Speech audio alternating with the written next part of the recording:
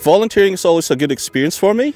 I feel like there's a pride and there's this sense of achievement in regards to volunteering, most especially with tree planting. You're actually not only contributing to the community, but you're helping the environment as well. I chose to volunteer my time today because I do want to help out in the community. I want to be part of a positive change in the environment, and I think it starts here, especially when it comes to planting trees, as you know, they provide oxygen, clean air, and I think it's a very important cause to be a part of.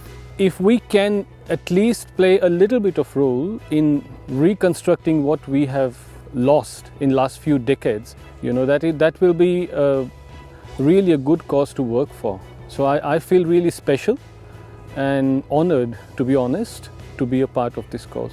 I think it's great that Qudos Bank is offering paid volunteer leave. It shows that they care about the environment, care about the community, and it's great to be part of something so big and part of an organisation that does care. My favourite part of today was working with like-minded people that share the same values, and I got to plant 40 trees today, so knowing a few years from now I can look back and see such a difference that I've made in this area.